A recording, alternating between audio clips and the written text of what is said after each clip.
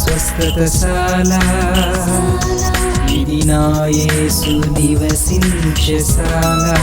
దేవునికి స్తోత్రములు కలుగునుగాక, దేవునికి మహిమ కలుగునుగాక.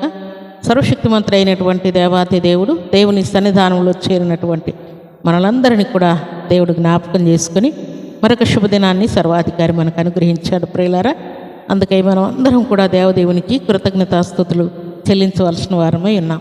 వేకున లేచి దేవుణ్ణి స్తుతించి ప్రార్థించి ఆయన నామాన్ని కీర్తించి ఉంటారని దేవదేవుని స్తుతిస్తున్నాను ప్రియులారా. ఇలాగే మీరు ప్రార్థనలో విశ్వాసంలో పట్టుదల కలిగి రోషం కలిగి దేవునికి ఇష్టలై యోగ్యులై వర్ధిల్లాలని ప్రతిదినము దేవుడు మనకిచ్చినటువంటి ఈ లేఖన భాగాన్ని మనము ధ్యానించుకుంటూ ఉన్నాం ప్రియులారా. ప్రతిరోజు మీరు బెతెస్దా ఉదయకాల ప్రార్థన ఓటలనే కార్యక్రమాలను వీక్షిస్తూ ఆత్మీయంగా శారీరకంగా మేలు పొందుతున్నామని, దీవించబడుతున్నామని, స్వస్థత పొందుతున్నామని, ప్రార్థనలో విశ్వాసములో వాక్యపు వెలుగులో వర్ధిల్లుతున్నామని మీరు తెలియజేస్తున్న ప్రతి విషయాన్ని బట్టి దేవదేవుని స్తుతిస్తున్నాను ప్రియులారా. ఈ శుభదినాన దేవుడు మనకిచ్చిన లేఖన భాగం చదువుకుందాం. పరిశుద్ధ గ్రంథంలో నుండి ద్వితీయోపదేశకాండం 28వ అధ్యాయం 1వ వచనం చదువుకుందాం. నీవు నీ దేవుడైన యెహోవా మాట శ్రద్ధగా విని నేడు నేను నీకు ఆజ్ఞాపించుచున్న ఆయన ఆజ్ఞలన్నింటినీ అనుసరించి నడుచుకొనిన ఎడల నీ దేవుడైన యెహోవా భూమి మీద ఉన్న సమస్త జనముల కంటే నిన్ను హెచ్చించును. దేవుడి శ్రేష్టమైన మాటలు దీవించి ఆశీర్వదించునుగాక. దేవుడిచ్చినటువంటి మాట ప్రకారం ప్రభు సన్నిధిలో చేరినటువంటి ప్రభు బిడ్డలమైన మనకు దేవుడిస్తున్నటువంటి మాట శ్రద్ధగా వినుట వలన దేవుని యొక్క కార్యాలన్నీ కూడా శ్రద్ధగా చేస్తాం. ప్రార్థన చేసిన శ్రద్ధతోనే, దేవుని యొక్క వాక్యం చదివిన శ్రద్ధతోనే, దేవుని యొక్క మందిరానికి వచ్చిన శ్రద్ధతోనే వస్తాం. దేవుని యొక్క ఆజ్ఞలు ఉంటాయి చూడండి. ఏంటి దేవుడు ఏం చేయొద్దన్నాడో, ఏం చేయమన్నాడో, చేయొద్దన్న దాన్ని కంప్లీట్గా మానివేస్తాం. చేయమన్న దాన్ని చాలా జాగ్రత్తగా శ్రద్ధగా చేస్తాం ప్రియులారా. కొంతమంది కొన్ని విషయాల్లో లోక సంబంధమైనటువంటి వాటి విషయంలో వారు చాలా చాలా శ్రద్ధగా చూస్తూ ఉంటారు. ఎక్కడైనా బయటికి తిరగాలంటే, ఏదైనా సరదాగా ప్రయాణం చేయాలంటే, ఏదైనా మ్యారేజెస్ లేకుంటే ఇంకేదైనా ఫంక్షన్లు ఉన్నాయంటే చాలా శ్రద్ధాభక్తులతో బయలుదేరుతుంటారు. లేదా జాబ్కు వెళ్ళాలంటే చాలా శ్రద్ధాభక్తులతో బయలుదేరుతుంటారు. అలాగే ఏదైనా బిజినెస్కి వెళ్ళాలంటే కూడా చాలా శ్రద్ధగా బయలుదేరుతూ ఉంటారు. కానీ దేవుడు అంటూ ఉన్నాడు, యెహోవా మాట శ్రద్ధగా వినినేడలా అంటూ ఉన్నాడు. శ్రద్ధగా మీరు దేవుని మాట వింటే భూమి మీద ఉన్నటువంటి సమస్త జనుల కంటే ఎక్కువగా మిమ్మల్ని హెచ్చిస్తానని దేవుడు అంటూ ఉన్నాడు. ఇలాగనే దేవుని యొక్క పరిచర్యకు వెళ్ళాలన్నా కూడా, ప్రార్థించాలన్నా కూడా, సేవ చేయాలన్నా, లేక పాటలు పాడాలన్నా, ఇంకా దేవుని యొక్క మందిరంలో ఏదైనా పరిచర్య చేయాలన్నా కూడా శ్రద్ధగా చేస్తారు ప్రియులారా. దానిని బట్టి దేవుడు వారిని హెచ్చిస్తానని అంటున్నాడు. మరి కొంతమంది అశ్రద్ధగా చేసేవారు కూడా ఉంటారు ప్రియులారా. లెక్కలేనితనంగా చేసేవారు ఉంటారు. అయితే వారికి ఆశీర్వాదం లేదు ప్రియులారా. శ్రద్ధగా చేసేవారిని భూమి మీద ఉన్న సమస్త జనుల కంటే ఎక్కువగా హెచ్చిస్తానని అంటున్నాడు.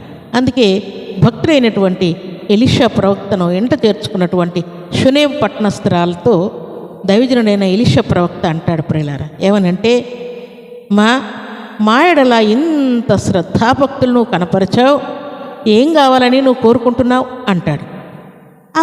ఆయన్ని ఇంట్లో చేర్చుకోవడం, ఆయనకు మంచం సిద్ధపరచడం, టేబుల్ సిద్ధపరచడం, తర్వాత పీటను సిద్ధపరచడం, దీపస్తంభాన్ని సిద్ధపరచడం, తర్వాత భోజనము పెట్టడం, ఇవన్నీ కూడా చాలా శ్రద్ధాభక్తులతో ఆమె చూసిందంట ప్రియులారా.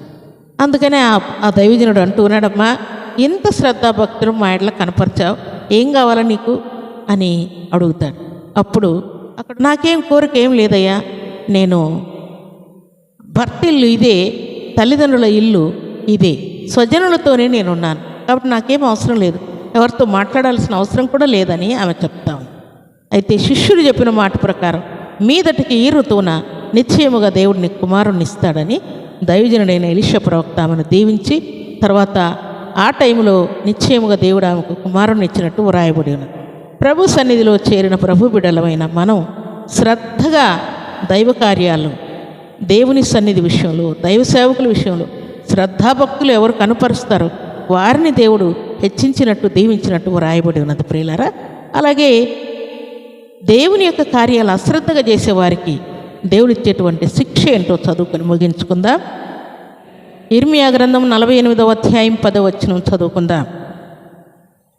యెహోవా కార్యమును అశ్రద్ధగా చేయువాడు శాపగ్రస్తుడగునుగాక. ఎవరైనా అశ్రద్ధగా చేస్తే, లెక్కలేనితనంతో చేస్తే, లేక టైం టు టైం పాటించకపోతే, పర్ఫెక్ట్గా ఉండకపోతే, అశ్రద్ధగా చేసినటువంటి వానికి శాపం వస్తుందని దేవుడు మాట్లాడుతున్నాడు.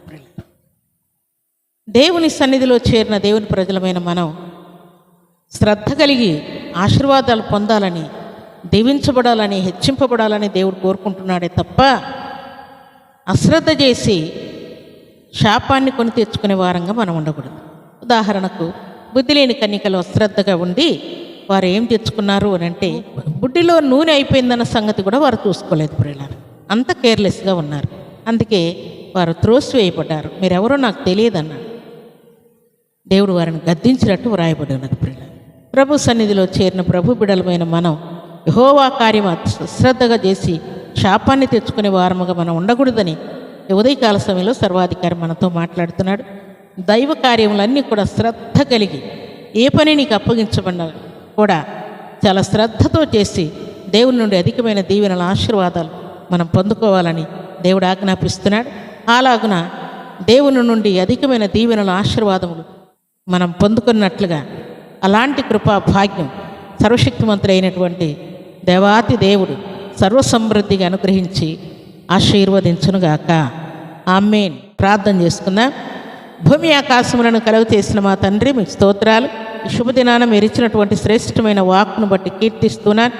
మీ మాట ప్రకారం మీ సన్నిధిలో చేరిన మీ బిడ్డలందరూ కూడా తండ్రి, మీ ఆజ్ఞను శ్రద్ధగా తండ్రి విని, మీ ఆజ్ఞానుసారంగా జీవించి మీ బిడ్డలందరూ కూడా భూమి మీద ఉన్న సమస్త జనముల కంటే ఎక్కువగా హెచ్చింపబడినట్లుగా మీరు ద్వారము తెరచినందుకై, కార్యము జరిగించినందుకై స్తుతిస్తున్నాను.